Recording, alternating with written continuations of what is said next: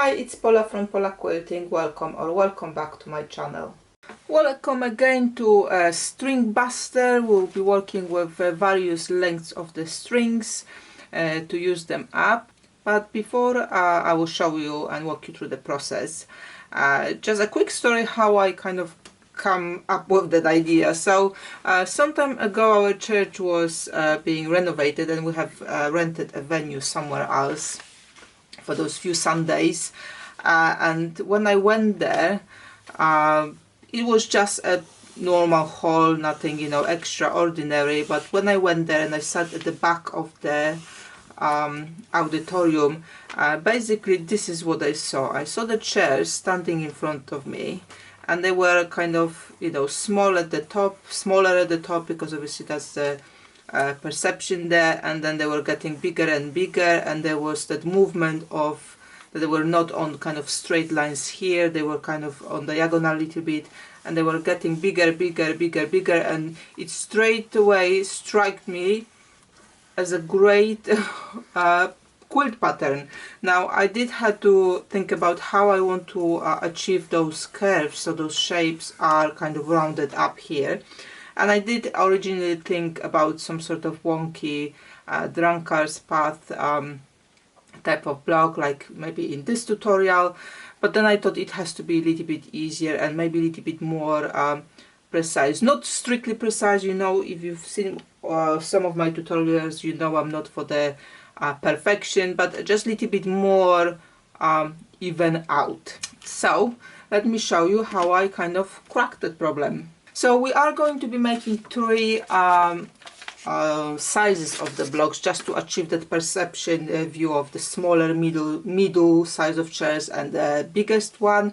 And how I organized my work, I divided my strings in three piles. So one pile was about 4.5-inch length, one pile was about 5.5-inch length, and the last one was about 6.5, because we are going to be trimming our sections to 3.5, 4.5 and 5.5 kind of high.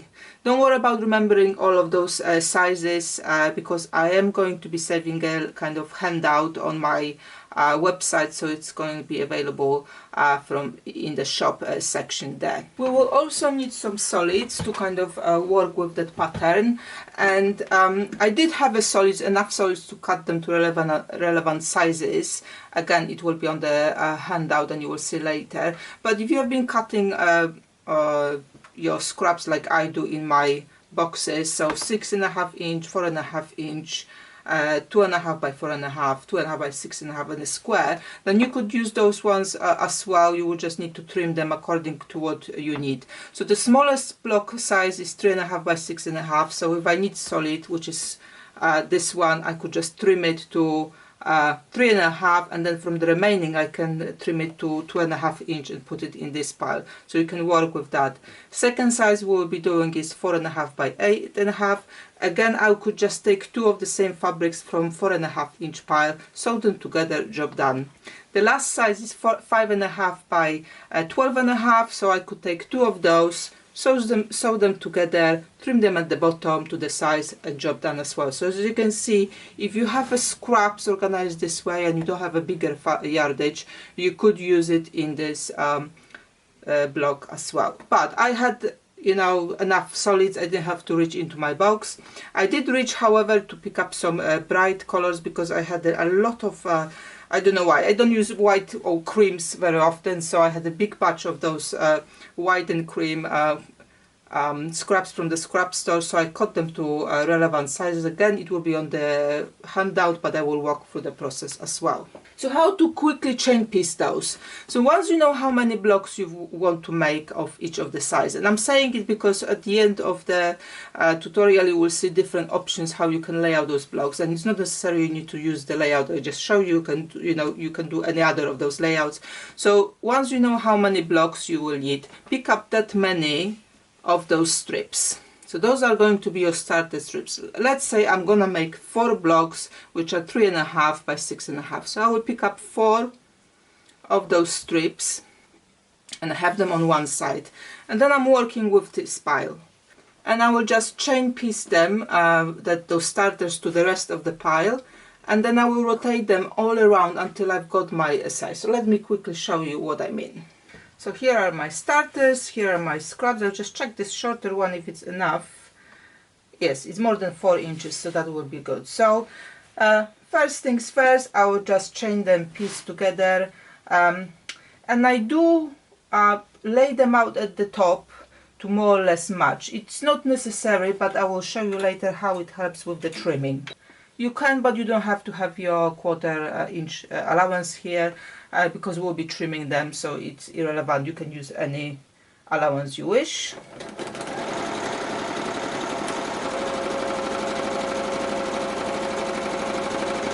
So I'm picking my, again, starter piece here from the right side, and I'm just adding another piece from the pile. As you can see, my strings are different weaves, and they are from different type of fabrics.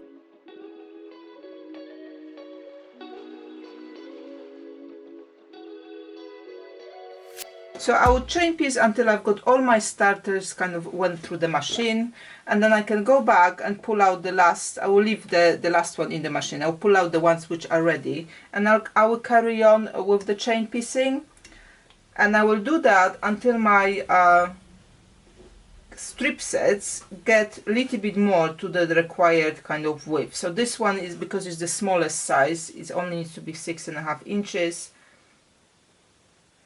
But obviously the other blocks will be a little bit bigger. Now I've got a measurement here on the machine, but if you don't have it, it's good, just keep maybe a ruler next to your machine. So as you're sewing and you're getting to that point that they are getting big enough, then obviously you can start measuring them and put them on the pile for the sewing machine. Because they are going to be from different widths of the scraps, they will not start they will not gonna be done at the same point of time. So that's why you need to kind of measure and just put them aside when they are done, until your whole batch is ready.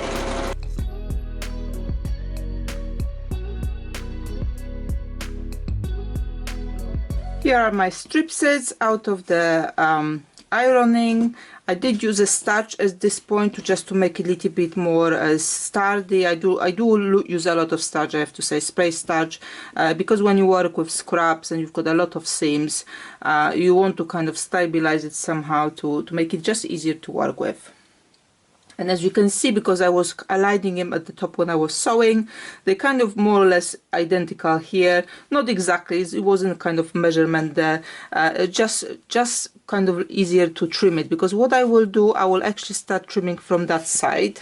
And that smaller size I'm working with here, it will be 3.5 by 6.5. So I'm just kind of aligning top here to where I can, the closest to the edge.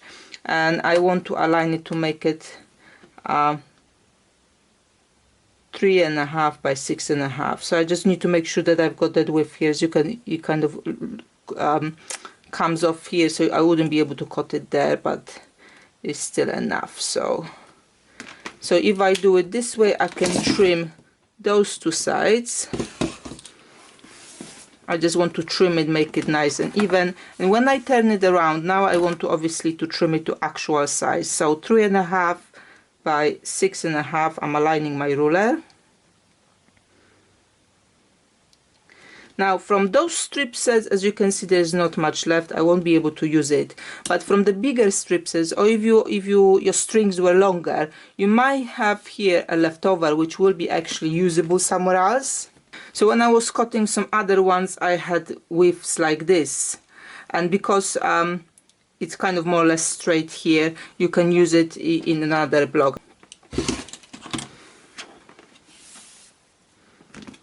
Okay, I've got my rectangle. I'll just trim the other one as well.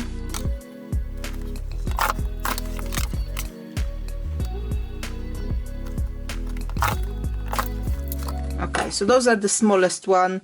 Again, just pull out the handout from my website. It will give you all the dimensions. So for this block, for the next step, I need 2.5 inch squares.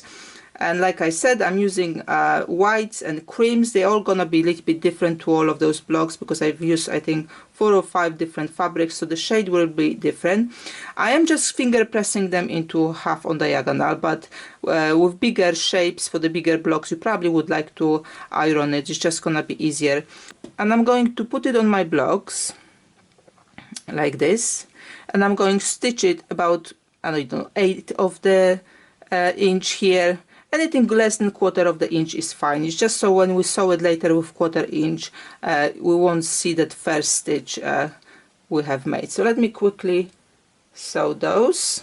And again, I would have probably done it on all of the batch of one size rectangles, one after another. So I'm starting from one edge here.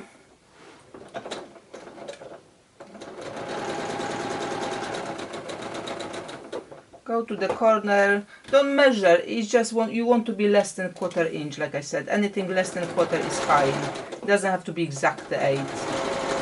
And I won't kind of cut the thread here. I will just go straight, travel here by close to the edge to the other side of this block and carry on here. If your foot kind of leave that fabric there, that white one, just put your foot up, readjust and put foot down. With this one it didn't happen, but when I was using normal foot, sometimes it was lifting that fabric.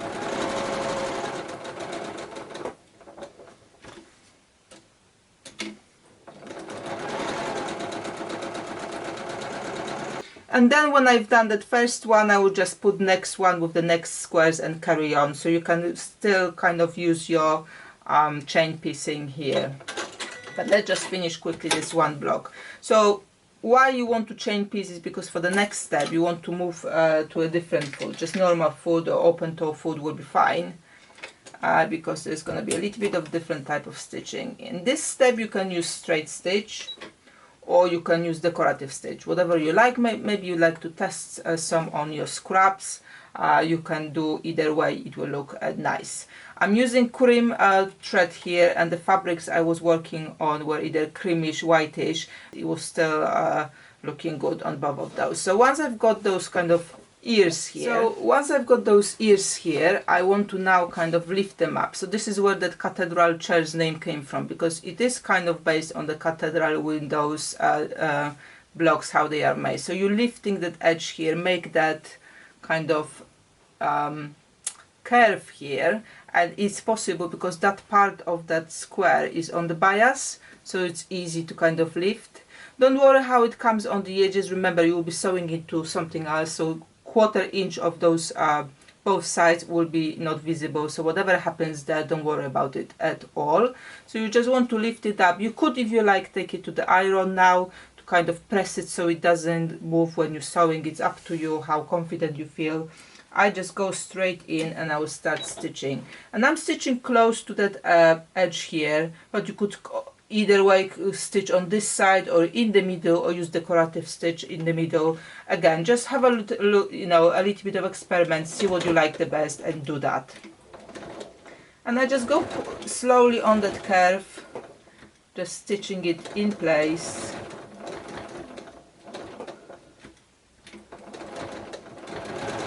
And just finish straight there.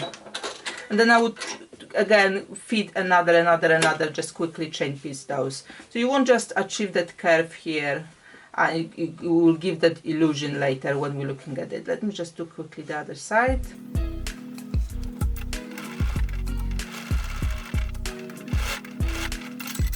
Here we go. One done and trillion gazillion to go.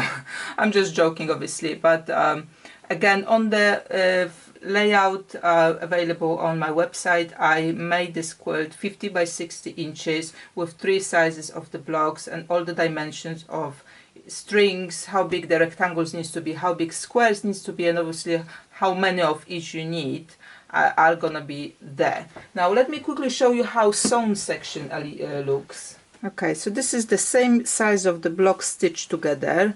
So you can see here on the side, whatever was happening here is now in the seams. Because we're using the same size of the squares, they're coming here together quite nicely. It's not exact, but it's good enough. Looks, like it's kind of planned that way rather than random. So obviously then you will have another row at the top and the bottom, so all of that will kind of go into those seam allowances as well. And as you can see, I'm mixing my stripy ones, string ones with the plains, but I'm using the same bright color here for my arches so they look uniform. And let me just also show you quickly the other sizes. So that's the 4.5 by 8.5, and this is 5.5 by 12.5. Now you know the layout I want to do, but there's plenty more you can do with those blocks. Let's have a look at the design board and check at least a few of those. Before I show you my finished project, just a quick reminder where you can find me and how you can support my work. You can subscribe to my website to be notified when new tutorials, products or patterns are released. You can find me on my Facebook page, Pola Photo, or you can join my group page, Pola Quilting with Friends, where we all share work made inspired by my tutorials and answer any questions you may have. There is Instagram account called Pola Quilting, and if you like to share something you made based on my tutorials, please tag me using hashtag Pola Quilting with Friends. To support my work, please like, comment and share when you see my posts or tutorials. Let your quilting friends know about this channel and invite them to the group and subscribe to my channel. If you like to contribute extra, you can use super thanks on YouTube or buying me virtual tea, coffee or lunch available on my page. All links are in the description below. I would like to thank you all for all the support so far and letting me grow in what I do. So here's a small selection of the blocks set in different arrangements. I'm sure you could do even more. I really had fun with those 3.5 inch and 4.5 inch type ones. You can make bubbles and alternate direction because the other dimension of those blocks is the same. So 3.5 by 6.5 you can mix those, and then 4.5 by 8.5 you can mix those. 3.5 by 6.5 could be mixed with in one direction with 6.5 by 12.5, and then you can also try mix 4.5 pieces with 12.5, because then you can sew 3 of those to one bigger one. So yeah, lots of options there. This is my layout with the few rows each. It looks exactly as I imagined that in my head, so that's great. And then to achieve the movement, every row will need 2.5 inch white strip. Obviously length will depend on which block is it, and it alternates. So let's say you start from the first row will be without it at the beginning, it will be at the end, and then the second one will have at the beginning and not in the end, and that's how we're achieving that 50-inch width of that quilt. I hope you enjoyed this tutorial about Cathedral Chairs, and if you give it a go, kindly tag me in either on Facebook or Instagram. Let me know in the comments which layout you liked the most, or maybe few of those, and do not hesitate to ask questions, because we are all here to learn from each other. Thank you for joining, thank you for watching, and see you next time.